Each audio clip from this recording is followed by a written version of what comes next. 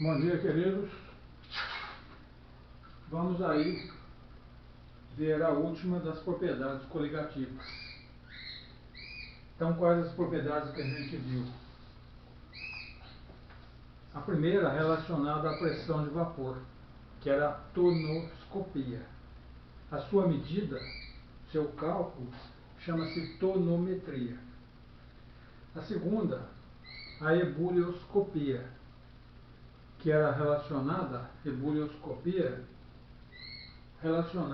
ao aumento da pressão, da temperatura de ebulição pela adição de solvente. Todas elas são relacionadas com a quantidade de partículas dispersas. Não esquecer que algumas substâncias dissociam ou ionizam, aumentando o número de partículas. Isso é o I aqui, né? Você tem que achar o I, o fator de correção de Van 't Hoff. Depois temos a crioscopia, que estuda o abaixamento da temperatura de fusão, temperatura de congelamento. Quanto mais partículas dissolvidas, menor a temperatura de congelamento. E aí temos a osmose. Lembra lá, né, fazendo um rascunho aqui, ó? É o teco. Temperatura de tonoscopia, pressão de vapor. Ebulioscopia, temperatura de ebulição. Crioscopia, temperatura de congelação. E osmometria, pressão osmótica. Todas dependem da concentração. Aí a onda, né? Lembra da onda? Aumenta a concentração. Aumenta a concentração. Se aumentar a concentração, então a onda vai ser assim, ó. A temperatura de ebulição aumenta. Desculpe. Vou começar aqui com a pressão de vapor. Pressão de vapor. Aumento esse diminui. Este aumenta, esse diminui, este aumenta. Olha, aumento, concentração.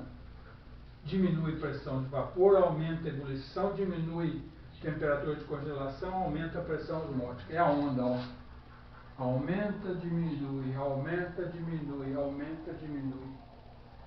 Aumentei concentração, diminuiu pressão de vapor, aumentou temperatura de ebulição, diminuiu temperatura de congelação, aumentou pressão osmótica. Então, o que é a osmose? Isso é lá da biologia, mas a biologia, ela depende da química, né? Quase todas. A química é a rainha das ciências, né? Todas dependem dela, né? Então, lá da biologia, eles dependem de nós aqui da química. É a passagem do menos concentrado para o mais concentrado. Do meio hipo para o hipertônico. Tenho aqui uma membrana semipermeável. De cá eu tenho só água. De cá eu tenho água com açúcar. Então o que acontece? Essa água passa para cá para diluir essa água com açúcar. Ela passa através da membrana semipermeável, diluindo o açúcar. Deixa eu acender essa lâmpada aqui, fica melhor. Aí. Só o solvente passa. O açúcar não passa para lá. Só a água passa para cá. Essa é a razão, por exemplo, quando você prepara a salada, né?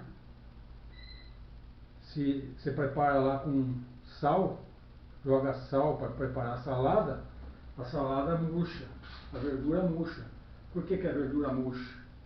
A água que está dentro da verdura sai para diluir o sal que você colocou para temperar. Propriedade relacionada com a pressão osmótica, essa osmometria, então. O que é a pressão osmótica? É a pressão que eu tenho que aplicar para evitar a passagem do solvente. Então aqui está passando água para cá. Se eu quiser evitar essa passagem, eu tenho que aplicar uma pressão mecânica. Esta é a pressão osmótica. Então a pressão osmótica é a pressão que eu tenho que aplicar para evitar a passagem do solvente. Fiz um desenho aqui para explicar isso. Ó. Tem aqui um tubo em U, tem aqui uma membrana semi-permeável. De cá tenho água com glicose. Estando abertos os dois tubos, a tendência é que esta água vai passar para cá, vai subir esse volume aqui. Vai passar água pura para o lado da água com açúcar. Para evitar essa passagem, eu tenho que aplicar uma pressão aqui. Né? Coloco aqui um êmbolo aqui, ó. Um êmbolo e aplico uma pressão. Essa pressão que eu vou aplicar vai evitar a passagem de solvente daqui para cá. Isso é a pressão osmótica. Então é a pressão que eu tenho que aplicar para evitar a passagem do solvente de lá para cá. Essa fórmula para calcular a pressão osmótica, que eu represento por π, pressão osmótica a gente representa por π. Ela é semelhante àquela do pinto virgem não recusa transa, né? PV/NRT. Semelhante. Então, pressão osmótica é igual a mol por litro, concentração da solução, vezes o R, que era aquela constante Clapeyron, que é 0,082, lembra? Lá do pinto virgem, não recusa transa. O T é a temperatura em Kelvin. O I é o fator de Van 't Hoff. Eu já vou mostrar de novo, vimos na aula passada, né? O fator de Van 't Hoff é o número de partículas que vai resultar quando acontece dissociação, quando acontece ionização. Então assim eu calculo pressão osmótica. Aí, se eu aplicar uma pressão aqui igual, que vai evitar a água passar para cá, eu tenho a pressão osmótica. Agora vamos supor que eu exerça uma pressão bastante grande aqui, ó. Calco bastante. Se eu aplicar uma pressão maior que a pressão osmótica, aí eu vou jogar o líquido para lá, vai ficar só açúcar de cá. Isso é o que nós chamamos de osmose reversa. Eu aplicando então uma pressão maior que a pressão osmótica, que é a temperatura que evita a água passar, eu faço a água ir para lá, a água que está de cá no açúcar. Eu concentro essa solução, jogo água para cá. Isso aí é usado em kits de sobrevivência para navegadores em botes infláveis, quando o cara ficou náufrago lá, né? Geralmente tem esse kit. Você coloca tem um aparelhinho, você tem um negócio para você bombar lá, para você fazer pressão. Você exerce uma pressão bastante grande e você consegue fazer com que a água da água salgada passe para cá e você obtenha a água sem sal. Então, eu aplicando a osmose reversa, eu tiro o solvente da solução. Faço, por exemplo, dessalinização da água do mar. Isso é uma aplicação da osmose reversa. Bom, agora já dá para fazer exercício.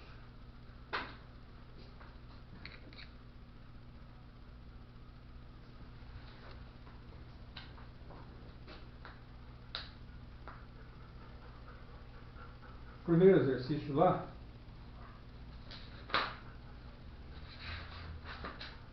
diz o seguinte: a porcentagem em massa de sais no sangue é de aproximadamente 0,9%.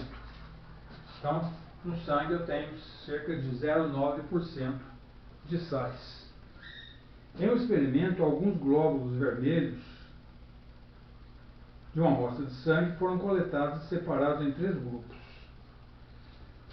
Foram preparadas 3 soluções identificadas por X, Y e Z, cada qual em uma diferente concentração de salina. Então eu peguei esses glóbulos sanguíneos e coloquei em 3 soluções diferentes. Uma de concentração igual à solução dentro do globo vermelho, outra em uma solução mais concentrada que a do glóbulo vermelho e outra menos concentrada que o glóbulo vermelho. Aí, ó, é que nem a história que eu falei da salada, né? Quando o glóbulo vermelho está numa solução menos concentrada que a solução dele, ele vai murchar, ele vai soltar solvente para o lado da solução. Se ele tiver uma solução mais diluída do que a solução no interior do glóbulo vermelho, a solução mais diluída que ele, ele vai murchar. Solução mais concentrada do que desculpe, misturei aqui. Se eu coloco o glóbulo vermelho, fazer o desenho fica mais fácil de mostrar. Glóbulo vermelho. Aqui, mais concentrado que aqui. Vai passar para lá. Glóbulo vermelho. Aqui, mais concentrado que aqui. Ele é mais concentrado, vai passar para dentro. Ele vai estufar. Aqui dentro, mais concentrado que aqui. Passa para dentro. Agora, lá de fora, mais concentrado. Passa para fora. Tá? Se ele está numa solução onde é mais diluída que ele vai estufar. Se ele está numa solução que é mais concentrada que ele vai jogar para fora. E se ele tiver uma solução igual aqui e aqui, não vai murchar nem estufar.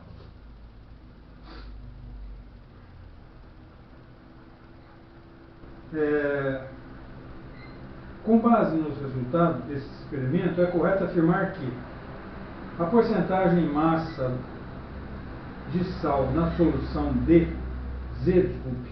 na solução Z é menor que 0,9. Então, ó, esse aqui que o volume do glóbulo ficou igual, não aumentou nem diminuiu, quer dizer que essa solução Y, ela tem a mesma concentração que o glóbulo vermelho, que é 0,9, né? Falou que era 0,9. Então esta aqui é 0,9%. Solução Y é 0,9%. Agora, aquela lá que o volume aumentou, a solução X é menor que 0,9.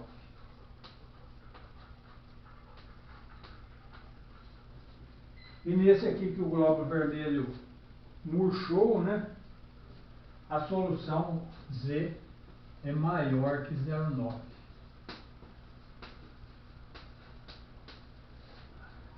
Ele murchou. Quer dizer, ele murchou por quê? Porque ele jogou solvente para a solução de fora, que é mais concentrada. Está jogando aqui mais concentrado que aqui. Está jogando solvente para cá.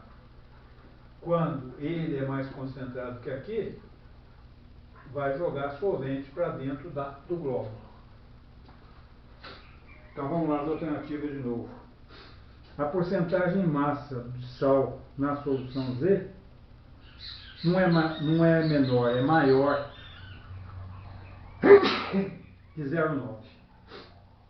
B. A porcentagem em massa de sal é maior na solução Y que na X?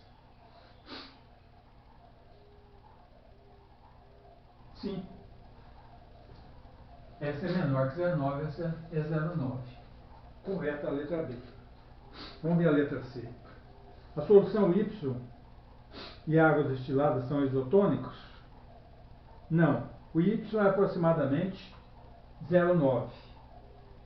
E X, então, não é igual à água destilada, não é isotônica a água, porque ela é 0,9. A água destilada é 0,0. A solução X e o sangue são isotônicos? Não, porque o glóbulo cresceu de tamanho. A adição de mais sal à solução Z fará com que ela e a solução X fiquem isotônicos? Não, vai ficar mais concentrada às vezes se eu puser mais sal, né? Então deu letra B de Bosque. Segundo, a pressão osmótica π de uma solução corresponde à pressão externa necessária para garantir o equilíbrio entre a solução e o solvente puro separados por uma membrana semipermeável. Tenho aí 4 soluções. Eu quero saber a relação entre as pressões dessas soluções. Então, ó, eu tenho que ver aqui é HCl. Ele vai ionizar. Vai dar H+, mais Cl-. Ele era 001. Aqui vai dar 001 e 001.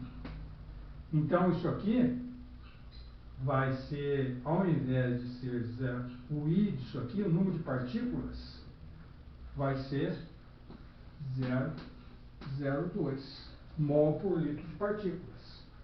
Porque eu tenho 0,01 partículas de H+, 0,01 partículas de Cl-. Então, o número de partículas em mol por litro é 0,02 mol por litro. Glicose. Vai dar glicose mesmo.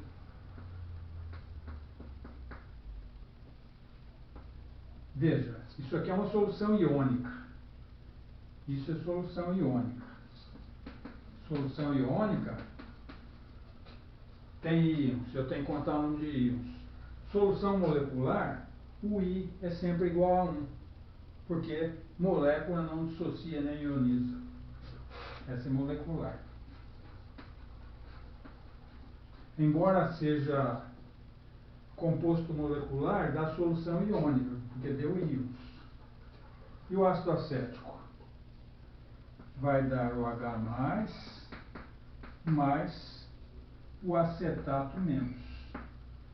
Ou seja, é iônica a solução aqui, né? Iônica. Ou seja, ele é... Então, deixa eu colocar aqui. Este aqui ficou 001 mesmo, né? Porque o I é 1. Este aqui, ele era 005, esse é igual a este. Deu 0,05 mol por litro, deu 0,05 mais 0,05. Então aqui deu 0,1. Tá? O dobro disso. Porque isso aqui dissociou em esse mais esse. Então deu o dobro. E este aqui vai dar o dobro também, porque deu H+, mais acetato menos. Então aqui vai dar 0,02. Agora vamos relacionar aqui. Não sobrou espaço muito não. Vou relacionar aqui. Ele quer saber relacionar os π, né, as pressões osmóticas. Qual que tem menor pressão osmótica aí? Este, né, é o menor número de mol por litro. Então, vou colocar embaixo aqui, ó. 2 menor que.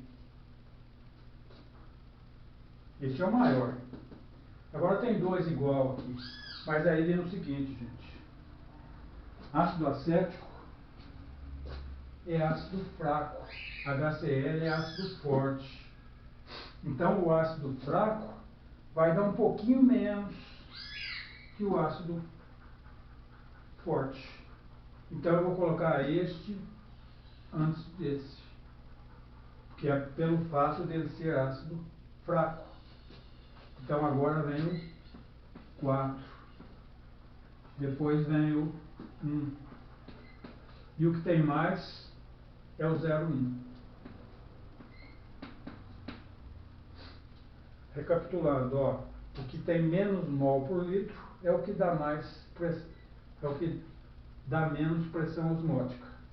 Porque a pressão osmótica, como eu disse, está relacionada com o número de partículas. A que tem menos partículas aí é esta aqui, 0,01 mol por litro. Aí divido essas duas. Só que esse é ácido fraco, então esse tem um pouco menos que este. Então veio 4, depois o 1. E esse 0,1 é o maior, tem mais partículas.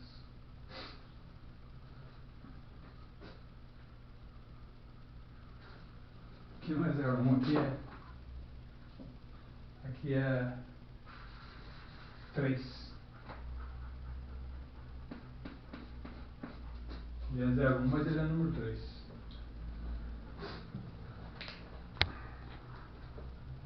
Alguns tipos de dessalinizadores usam o processo de osmose reversa, estou no 3, né?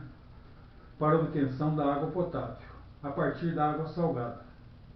Nesse método, utiliza-se um recipiente contendo 2 compartimentos separados. Eu fiz um desenho aqui, ó. Utiliza-se um recipiente contendo 2 compartimentos separados por uma membrana semipermeável. Está aqui a membrana.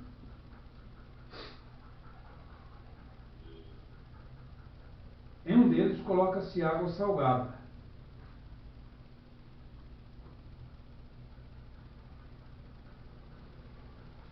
Deixa eu ver onde que eu estava aqui. Em um deles coloca-se água salgada. No outro recolhe-se água potável. Isso aí é que nem eu falei lá naquele kit de sobrevivência.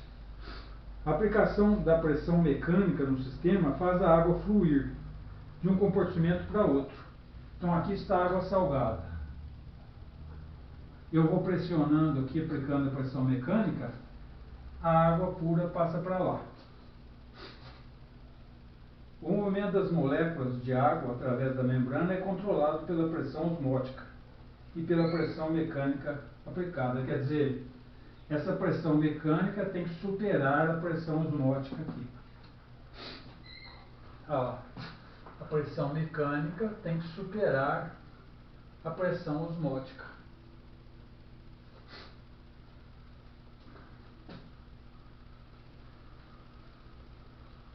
Para que ocorra esse processo, é necessário que as resultantes das pressões osmótica e mecânica apresentem mesmo sentido e mesma intensidade? Não. Como eu disse aqui, ó, aplicar uma pressão maior que a pressão osmótica. Sentidos opostos, mesma intensidade? Não, não é mesma intensidade. Mesmo sentido e maior intensidade da pressão osmótica? Não é mesmo sentido. Sentidos opostos e maior intensidade da pressão osmótica. Quer dizer, o sentido do solvente vai para o contrário. E a pressão osmótica tem que ser maior. Quer dizer, a pressão mecânica tem que ser maior que a osmótica. Vou aproveitar, tem um espacinho lá, eu coloquei um extra lá. Eu disse lá, quero saber a relação entre as pressões osmóticas das soluções MgCl2, alfa 0,75% e NaCl, sabendo que ambas apresentam a mesma concentração. Ambas têm a mesma concentração.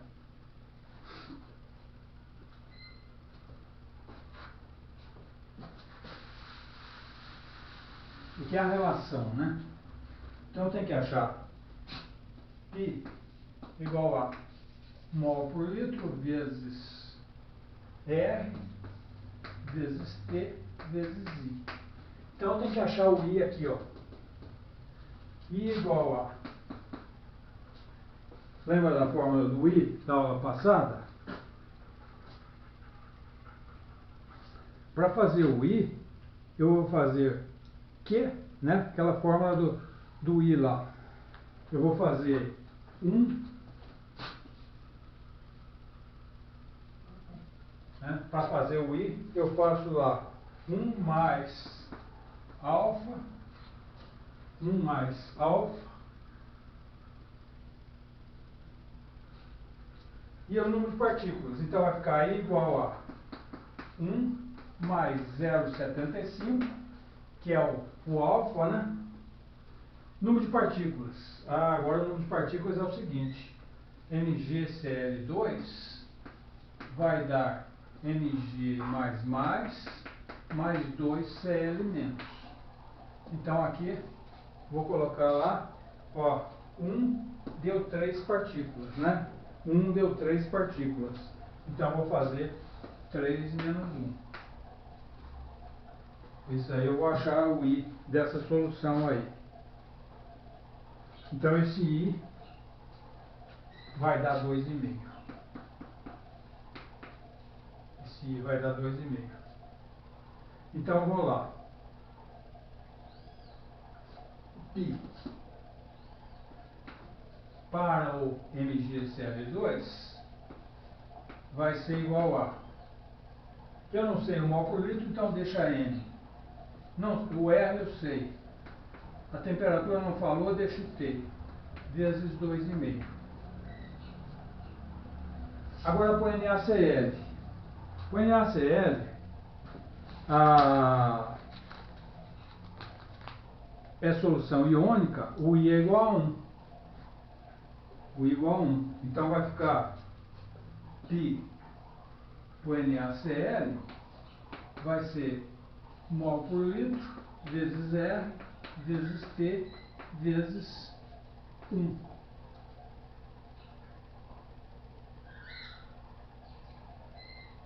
Porque aí o alfa dele é 1. E quantas partículas ele dá? Na mais Cl menos. Aí então vai ficar, ó, 1, 2 menos 1 dá 1. Então o I vai dar 1. Tá? Ó, número de partículas aqui, 2. Aqui é 1. 2 menos 1, 1. Quer dizer que isso aqui vai dar 1. Então eu vou lá agora. Ele quer a relação entre as duas. A relação entre as duas. Então vai ficar π igual a do MgCl2 mol por litro vezes o R vezes o T vezes 2,5 dividido por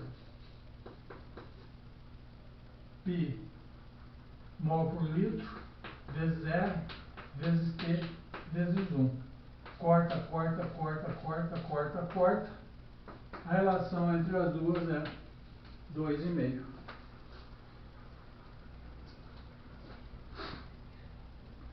A relação entre as duas fica sendo 2,5. Terminou então a parte de propriedades coligativas.